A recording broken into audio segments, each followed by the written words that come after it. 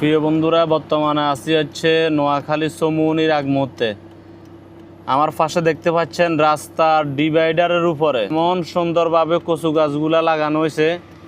যাদের এভাবে সংস্কৃতি করার প্রিপারেশন কিংবা যাদের মন মানসিকতা আছে, তারা জায়গা না থাকলেও এভাবে জায়গা তৈরি করে খুব সুন্দর চাষ করতে পারে। মাশাআল্লাহ, কচু গাছগুলার খুবই সুন্দর। এখানে কোনো পানি টানি নেই, পানি ছাড়াই খুবই সুন্দর। এই যে এক একটা গাছের লতি আছে, এই যে লতি বাইর হইতেছে। যাদের এগুলা করার ইচ্ছা থাকে তারা হচ্ছে জায়গা না থাকলে এভাবে সুন্দর চাষাবাদ করতে পারে। আর যাদের করার ইচ্ছা নাই, তাদের ব্যয়বহুল জায়গা পড়ে থাকলেও তারা করবে না।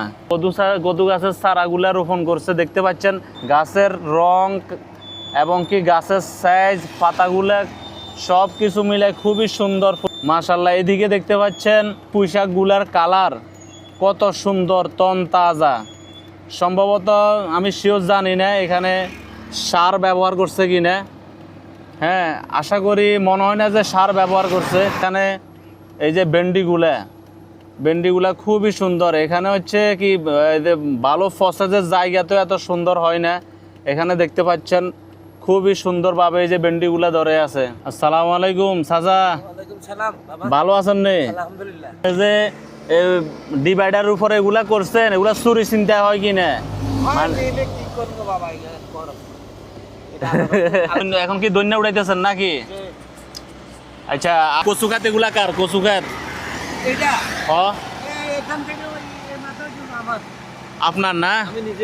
আচ্ছা, যাক, মাশাআল্লাহ, আপনি খুবই সুন্দর উদ্যোগ নিছেন। অনেক বড় জায়গা পড়ে থাকে, এরপরে করার মন মানসিকতা থাকে না।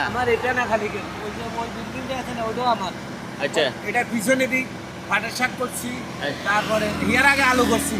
আচ্ছা, আলু ওদের পরে ভেন্ডি করছি, পাটের শাক করছি। আচ্ছা, যাক, মাশাআল্লাহ, আপনার এই কাজটাতে আমি খুবই সন্তুষ্ট।